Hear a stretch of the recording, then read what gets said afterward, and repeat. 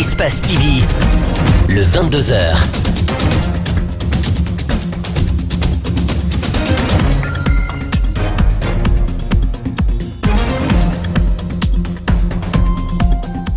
Vous regardez Espace TV, c'est un plaisir de vous retrouver, mesdames et messieurs, bonsoir. Et tout de suite, les titres de cette édition d'information. Après 30 jours de jeûne, la Guinée a fêté l'Eid el-Fitr aux fêtes de Ramadan ce vendredi. Les musulmans se mobilisent pour accomplir la prière et faire des zakats. Et cette année encore, les messages sont restés les mêmes, la paix et l'amour de la patrie. Et les musulmans de Bonfi et Yembeya ont célébré cette fête dans des conditions peu reluisantes. À cause des grandes pluies, les places publiques habituelles réservées pour la prière étaient inaccessibles. 2,5 kg de riz comme zakat al-fitr, c'est le sacrifice obligatoire pour tout musulman, pauvre ou riche, doit effectuer avant la fête de Ramadan. Son importance est moins connue par certains pratiquants. Notre équipe de reportage est allée à la rencontre d'un imam. Vous suivrez ses explications dans ce journal. Encore une fois, bonsoir. La Guinée a fêté l'Eid el-Fitr ce vendredi. Les fidèles musulmans remplissent leurs obligations religieuses par la prière. Et puis la grande prière effectuée dans tout le pays est marquée par un message de paix et de cohésion sociale. Abdourahmane Ba et Mamadou Babangoura et Alseni Kamara nous signent ce reportage. L'Eid el-Fitr marque la fin du mois de Ramadan. Après 29 jours de pénitence, les fidèles musulmans continuent de pratiquer les bonnes œuvres en accomplissant cet autre pilier du mois saint de Ramadan, d'où les messages de paix et de cohésion sociale dans le sermon de l'imam. Il faut que tous les Guinéens soient marchés sur le même pied. Il faut qu'il y ait la cohésion, il faut qu'il y ait l'entente entre les fils de Guinée, entre les Guinéens. Il faut qu'on se donne la main. La paix et le pardon commencent toujours dans le foyer. D'après cet imam, cette pratique doit être pérennisée même après le jeûne. Il faut qu'on ait peur, au moins, de ne pas faire du mal à tes voisins, à ton enfant, même à ta femme. C'est des voisins. Il faut avoir peur de faire du mal à tes voisins. L'Eid el-Fitr a lieu cette fois encore un vendredi. Ce phénomène est une bénédiction, d'après ce fidèle venu accomplir la prière. Ça, c'est rare dans l'année. Et Dieu nous a donné la chance d'exécuter les deux fêtes à la fois. Ça, je suis comblé de la joie, de la satisfaction. Et je souhaite le bonheur, comme on appelle, l'entente, la cohésion entre nous, tous les Guinéens aujourd'hui. Après ce devoir religieux, les fidèles musulmans vont continuer la fête dans les différents foyers respectifs par des visites de courtoisie, comme le veut la tradition. Et c'est dans l'allégresse que l'ensemble des fidèles musulmans de la mosquée Fofana ont effectué la prière. Là-bas, l'imam a placé son sermon sous l'angle de la tolérance et le raffermissement du tissu social. Gibril Ba et Mohamed Al-Oussieni Kamara. Cette journée de vendredi est l'épilogue d'un mois de pénitence chez les musulmans. Chacun, paru dans sa belle tenue, est venu faire le rituel dans cette mosquée Fofana. Dans tous les compartiments du lieu de culte, chacun cherche à se trouver une place. Si nous voulons aller de l'avant, bannissons le racisme, restons unis. Qu'on soit musulman ou chrétien, unissons-nous. En faisant le contraire, on n'ira pas loin. Le sermon de l'imam ne reste pas sans commentaire. L'ancien ministre de l'Éducation nationale estime que tout le monde doit suivre les conseils prodigués par Elaz Isiaga Keita. Regarde ce monde qui se promène. Il y a toute la composante guinéenne ici. Il y a Peul, il y a Soussou, il y a Guérzé, il y a Malinké. Mais on ne se reconnaît pas. On se reconnaît seulement qu'un musulman. Mais malheureusement, à la sortie de cette mosquée, il y a d'autres éléments qui vont rentrer là-dedans qui ne fera pas bouger notre pays. Parce que l'unité nationale est une obligation pour notre peuple. La joie, elle habite les musulmans. Eux aussi ont eu des compliments pour le premier responsable de la mosquée Fofana et promettent d'adopter les bons comportements. C'est très parce que vraiment il a touché à des points vraiment qui sont intéressants et dire la vérité devant les autorités vraiment et toucher aux mots. Bon, tout s'est passé dans la meilleure condition. On a fait ce qu'il fallait et puis aujourd'hui, bon, c'est la conclusion. On a très bien conclu l'affaire Donc je crois que tous les musulmans aussi se sentent fiers. Le jeûne est l'un des 5 piliers de l'islam, une mission que tous ces musulmans estiment avoir accomplie durant un mois. Jeûner, c'est bon, rester sage, tolérant pour les autres mois et aussi un bon acte. C'est même le comportement que doit adopter un bon musulman. S'aimer, ne jamais accepter d'être divisé, c'est le message véhiculé à Nongo dans la commune de Ratoma. L'imam a choisi comme modèle le prophète Mohamed, paix et salut sur lui. Reportage Mamadou Saluba et Aboubakar Din Kamara. Après 29 jours de pénitence, il est préférable de rester sur la bonne voie, loin de la tentation, loin de l'ethnocentrisme. Il est aussi prié de rester unis, de s'aimer les uns les autres, sans se faire du mal. Sachez que l'une des célèbres recommandations de cette religion consiste à aimer sa patrie, aimer tous ses compatriotes et œuvrer pour le bonheur de tous sans exception. Combattre aussi tous les malheurs qui pourraient les atteindre. Au fil des pages, l'imam trouve aussi des mots pour les politiques, responsables de l'avenir du pays. Donnons-nous la main pour sauver la situation.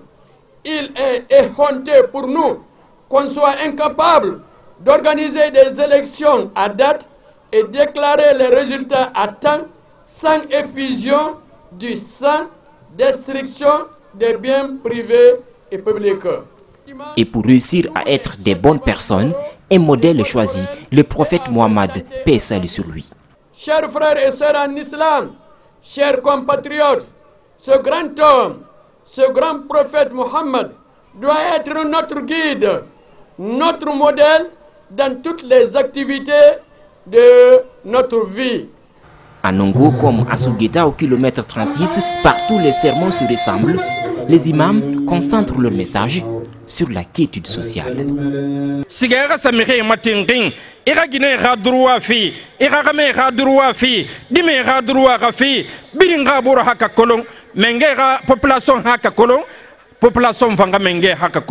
Comment peut-on faire la prière dans de bonnes conditions s'il n'y a pas de paix? Alors de ce fait, la paix c'est un trésor immense, un trésor inépuisable. Je crois que ces messages sont d'actualité, non seulement chez nous, mais ailleurs. Et je voudrais m'associer à ces messages pour demander au peuple de Guinée, à toutes les couches de la Guinée, de tout faire pour préserver la paix dans notre pays. Après suit les séances de photos, le début d'une journée sans soif, sans faim.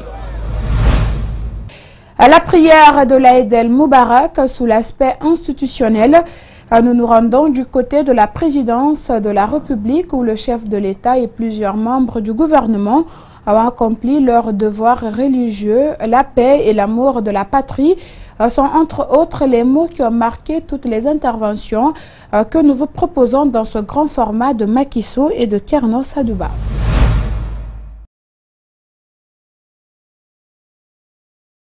Allahu Akbar. Allahu Akbar. Liman hamida. Rabbana lakal hamd. Allahu Akbar. Allahu Akbar. Assalamu alaykum. Ili bore to fe kadara ina makafo ma wakana. Afala ba de namrabam. Tondi ino akasabira. L'Aïd el-Moubarak, placé sous le signe de la paix, la culture de l'amour entre les Guinéens, c'est ce qui ressort du sermon du premier imam de la mosquée Faisal que je vous propose d'écouter. Tout parti politique nous appartient en tant que chef religieux. À partir du combat politique par UFDC, un combattant UFDC, le 14h il vient chez moi. Et c'est dit, c'est mon parti. Donc c'est le petit parti devant notre parti qui est vrai parti, qui n'autorise aucun membre de tuer un autre, de voler un autre, de faire mal à un autre. Nous allons à présent écouter le Premier ministre Ibrahima Kassory Fofana qui vient à peine de sortir du palais présidentiel. La chose la plus chère à tous, c'est la paix. Si nous conservons la paix sociale, nous nous donnons la main pour l'unité nationale. Les souffrances d'aujourd'hui seront oubliées très vite. Parce que le projet de société que j'essaie de mettre en œuvre, le projet de société du professeur Alpha Condé, est un projet qui repose sur une vision d'une Guinée prospère avant longtemps. Le ministre, le dialogue social est placé en tout cas en bonne partie dans votre programme. Ah oui, tout à fait. Tout à fait. Tout sera fait, absolument tout, pour que les conflits éventuels se résolvent sous l'arbre à palabres. Que les Guinéens se donnent la main pour résoudre les problèmes par la voie du dialogue et renoncer définitivement à la violence qui n'aide personne. Juste après le sermon du premier imam El Hadj Mamad Saliou Kamara de la mosquée Faïsal, c'est le président Alpha Condé qui a pris quelques secondes pour s'adresser aux Guinéens. Que celui qui vient de donner notre grand imam, le fait que si nous sommes des musulmans, nous devons éviter de nous faire du mal, nous devons éviter de casser les biens des autres, nous devons éviter de faire tuer des gens. Il a dit aussi, malheureusement, je suis parti à la Oumana avec Alaïs Kamara, qui a été pendant des années le président du Bleu des Sages, et Dieu l'a prié à Casablanca, que Dieu son âme. Je pense que donc si nous tous nous écoutons le serment que l'imam vient de faire, que la Guinée pourra faire sa marche en avant. Je ne peux pas dire mieux que ce que l'imam vient de dire. Et c'est avec ces mots du président Alpha Condé que nous quittons l'esplanade de Sékou Touria, le palais présidentiel.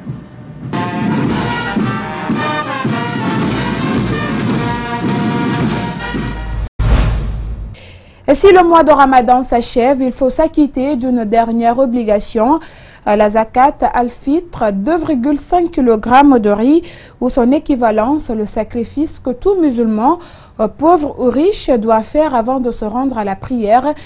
Pour connaître son importance et comment le faire, notre équipe de reportage est allée à la rencontre d'un imam, Alseni Bari et Aliouba. C'est une obligation de s'acquitter de la zakat al-fitr ou l'aumône.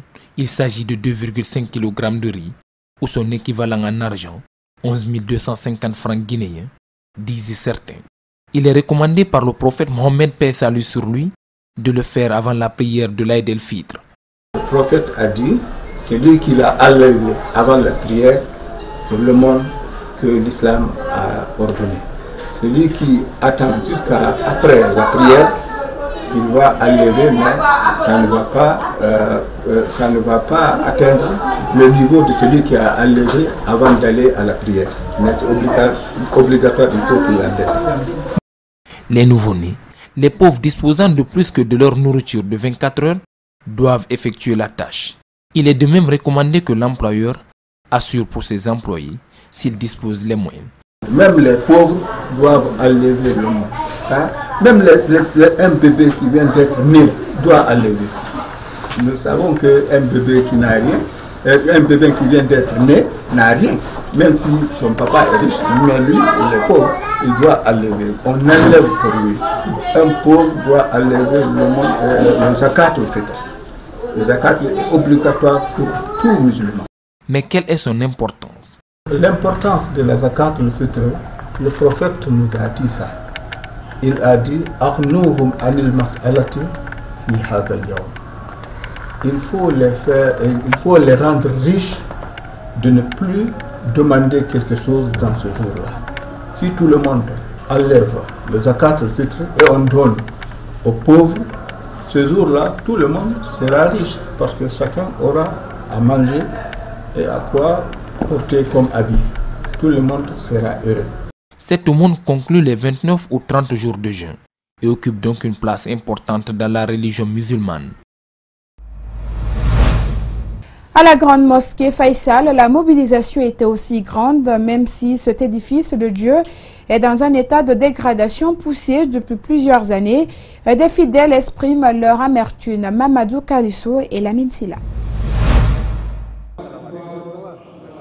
Ce vendredi matin, Faïsal, la plus grande mosquée de la Guinée, refoulée du monde. Hommes politiques, acteurs de la société civile, s'y sont donné rendez-vous pour célébrer la fête de Ramadan. Derrière cette forte mobilisation, une réalité sombre. L'édifice est dans un état de délabrement poussé, ce depuis plusieurs années.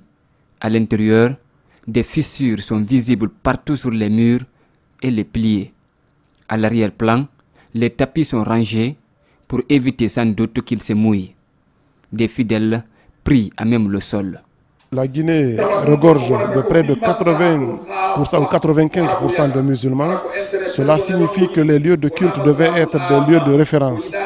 Donc c'est à mon avis le cœur très serré, avec le cœur très serré que je vois justement le cœur meurtri, que je vois notre grande mosquée justement baignée dans une situation de désastre, n'est-ce pas, aux grandes dames de tous les Guinéens, parce qu'au-delà même de l'État, il y a des Guinéens qui sont très riches, qui peuvent faire beaucoup de choses.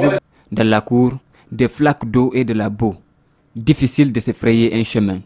L'ancien Premier ministre, interpellé sur cette triste réalité, esquisse nos questions. Monsieur le ministre, un commentaire sur l'état de dégradation de notre mosquée. Ça fait près de 2 ans. Écoutez, ça c'est... Évidemment, ça fait quand même... Oui, mais ce n'est plus... Non. La capitale. Écoutez, il y a le ministre, il y a le secrétaire général aux affaires religieuses qui pourra vous en parler. Merci. À côté de ces mares d'eau, des mendiants sont installés ça et là. Ils sollicitent l'aumône auprès des croyants. Même les enfants ne sont pas épargnés par cette mendicité à grande échelle. Pourtant, nous sommes au mois de juin, un mois dédié à la promotion et à la protection des droits des tout-petits. Et comme je vous l'annonçais, des fidèles musulmans de Bonfi et Yembeya ont célébré cette fête dans des conditions peu reluisantes. Les places publiques habituelles réservées pour la prière étaient inaccessibles car inondées après les fortes pluies qui se sont abattues ces derniers jours sur Conakry. Nos reporters Mohamed Damaro Kamara, Gibril Kaba Kamara et Ibrahima Souri Kamara ont recueilli les cris de cœur de quelques citoyens y suivaient. Stade de Bonfi. Sans doute les fidèles musulmans auraient bien voulu s'y installer pour la prière de l'Aïd el-Fitr. C'est un espace identifié habituellement par les autorités religieuses du pays pour les grandes célébrations. Problème, les eaux de ruissellement empêchent tout rassemblement, mais pas seulement. Ces habitations de Hermankono qu'on peut apercevoir laissent couler les souillures des latrines. Toutes ces habitations ont orienté leurs tuyaux vers ce stade où nous prions à chaque fête. Il faut qu'on nous vienne en aide afin que cela soit interdit. Nous devons rendre constamment sainte cette place. Conséquence, la prière a été délocalisée pour la mosquée de Hermankono. Mais ce calvaire, ils ne sont pas les seuls à le vivre. Les populations de Yembeya sont aussi éprouvées par cette situation. Difficile de se trouver une place sèche et moins impure.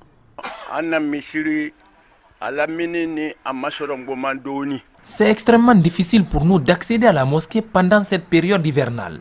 Des fidèles ont été contraints de se trouver des places peu commodes pour accomplir leurs prières. Nous tendons la main aux bonnes volontés, nous souffrons énormément.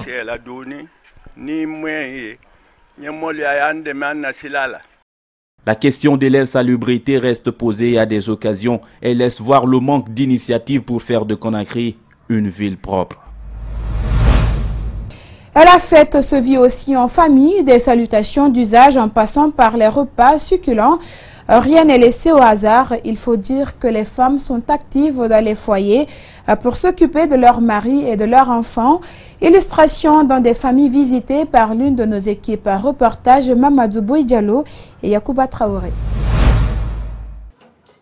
Saran Kourouma est mère de famille.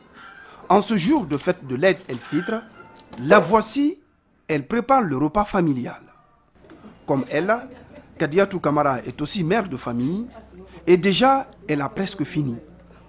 Pour toutes les deux, il faut d'abord s'occuper de la famille avant d'aller pour la grande prière. Depuis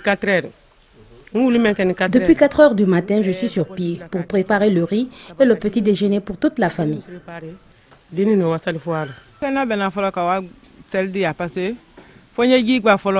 faut faire le petit déjeuner et préparer rapidement le riz pour toute la famille. Toutefois, ces femmes se plaignent de la cherté de la vie notamment l'envolée des prix sur le marché. Le marché est cher. Avant la fête, le poulet coûtait 25 000 francs. Maintenant, c'est 50 000 francs. Sans compter les condiments comme l'oignon ou l'aubergine. Les prix ont grimpé.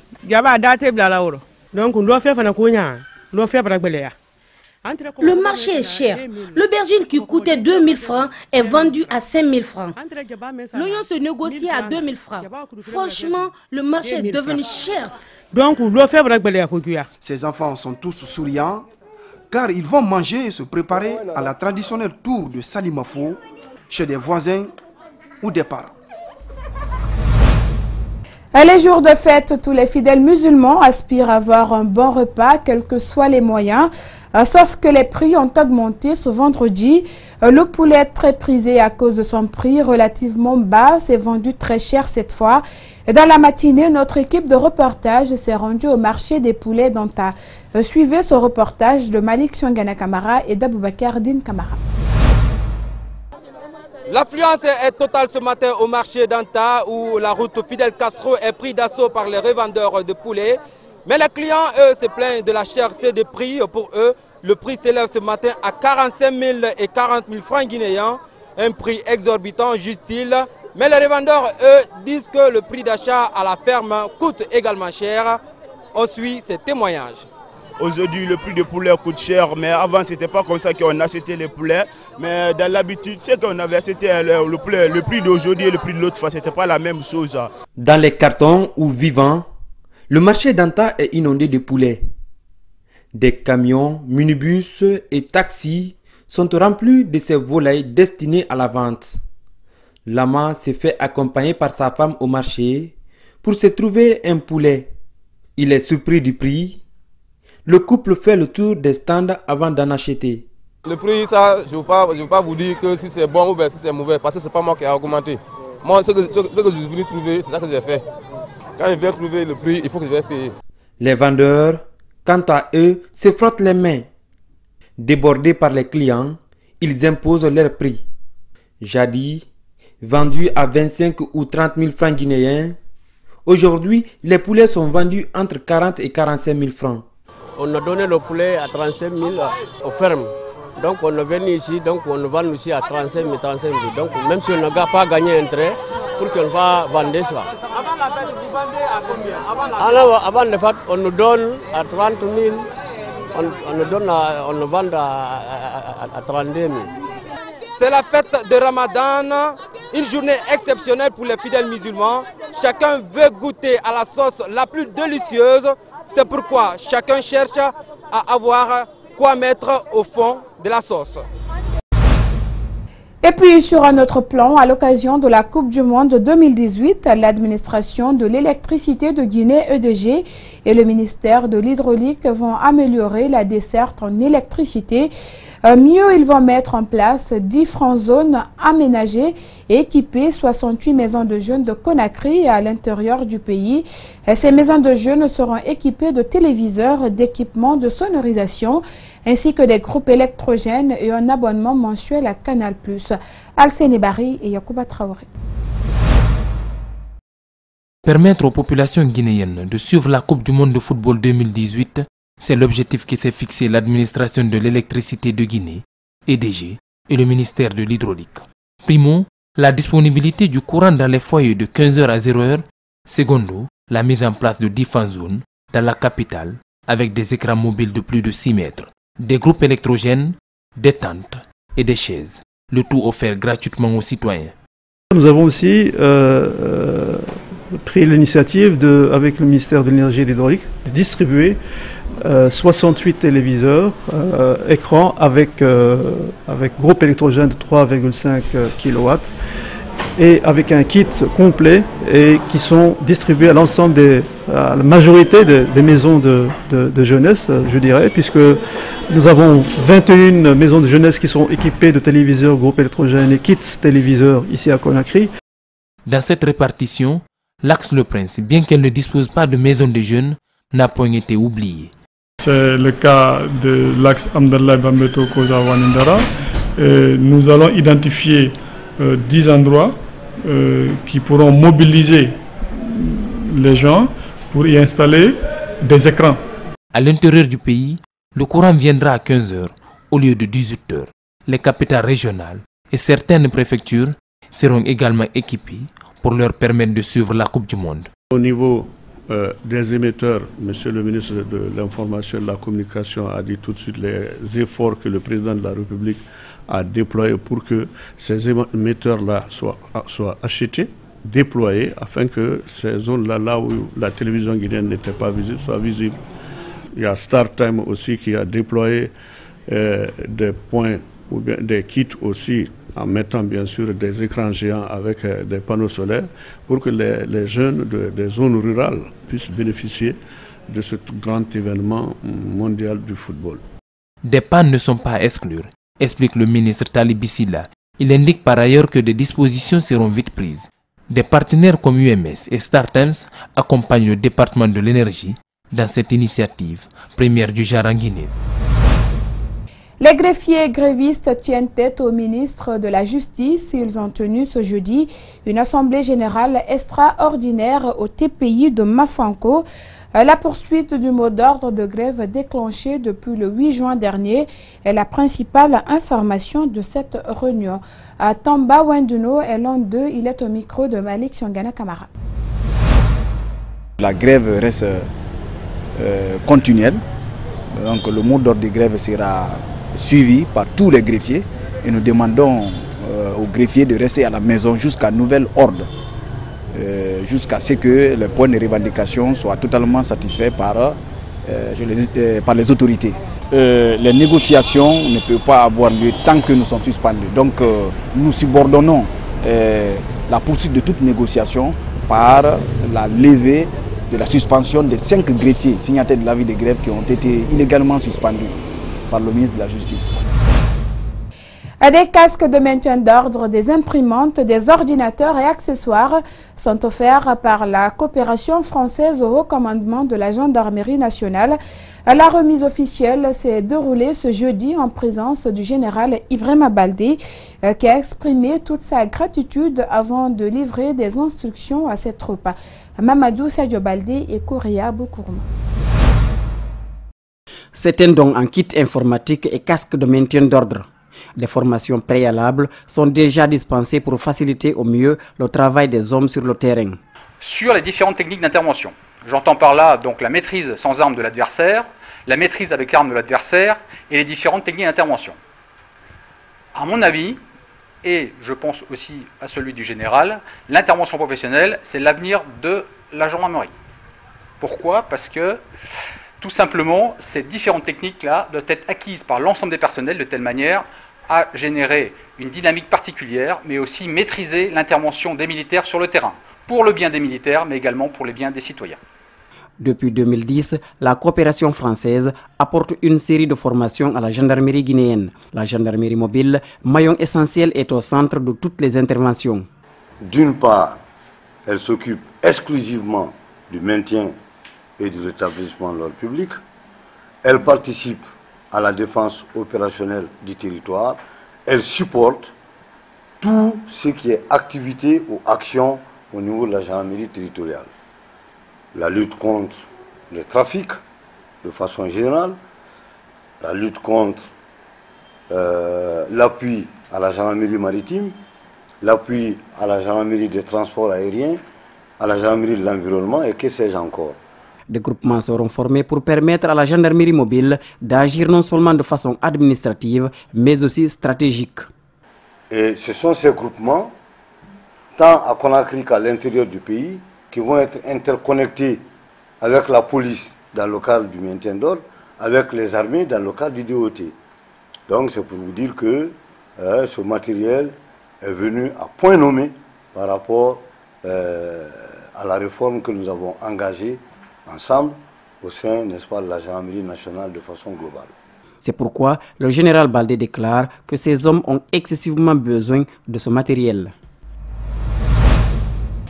Ce jeudi, équipé dans la commune de Ratoma, à l'école nationale des postes et télécommunications, l'heure était à la désolation. Un énorme incendie a ravagé l'un des bâtiments de cette école technique. Pas de pertes en vies humaines, mais les pertes matérielles sont inestimables. Reportage Mamadou Saliouba et Aboubakar Din Kamara.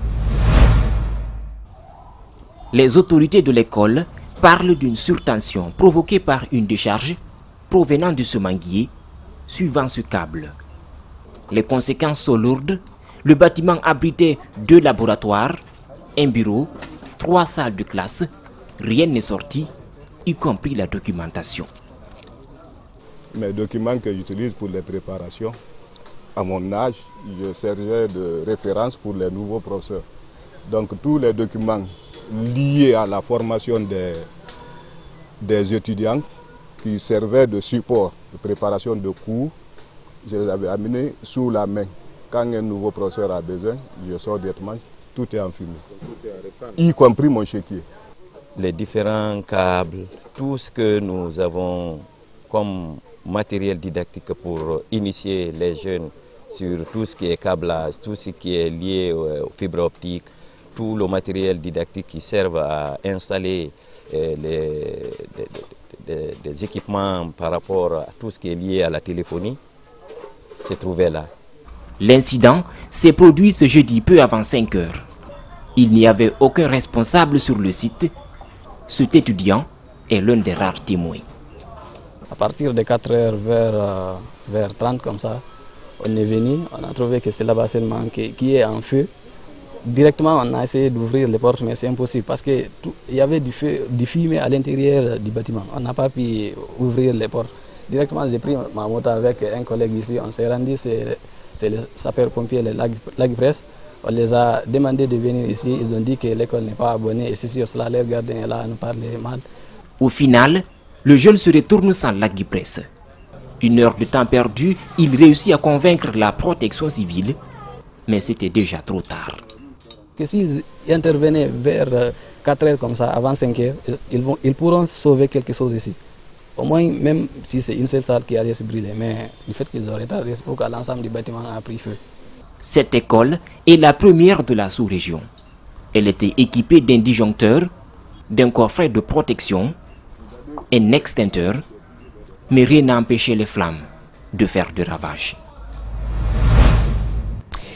Parlons environnement. À présent, la rivière Sarinka arrosait il y a quelques années plusieurs quartiers de la commune urbaine de Koya. Il n'en reste plus que quelques flaques en voie de disparition. En cause, les activités de l'homme, notamment dans la déforestation. Les groupements de femmes qui pratiquent la culture maraîchère le long de la rivière sonnent l'alerte et leurs activités sont paralysées. Une crise économique et sociale dans la localité est d'actualité. Ibrahima Kalisso et Ibrahima Awal Kamara. Ces groupements de femmes pratiquent la culture maraîchère sur le long de la rivière Sarinka depuis plusieurs années. Cette rivière arrose de nombreux quartiers de Koya. Le manioc, le gombo, le piment, la patate douce sont entre autres des cultures pratiquées. C'est leur principale source de revenus.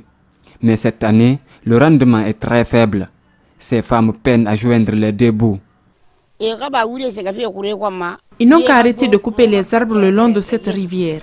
Cela nous pénalise énormément. S'il n'y a pas d'eau, on ne peut pas pratiquer l'agriculture. C'est ici que nous tirons l'essentiel de notre revenu, envoyons nos enfants à l'école, soignons nos malades. Moi particulièrement, mon époux est malade. Depuis des années, c'est ici que je gagne la dépense. Mais le tarissement de cette rivière nous a beaucoup fatigués. Qu'est-ce qui explique ce faible rendement? Pourquoi n'y a-t-il pas d'eau dans le Sarinka? Pour comprendre l'origine du phénomène, nous nous sommes rendus à la source du marigot Kakiwondi, l'un des affluents de la rivière Sarinka. Nous sommes à Balan, dans la sous-préfecture de Kouria, commune urbaine de Koya. C'est ici que Kakiwondi prend sa source.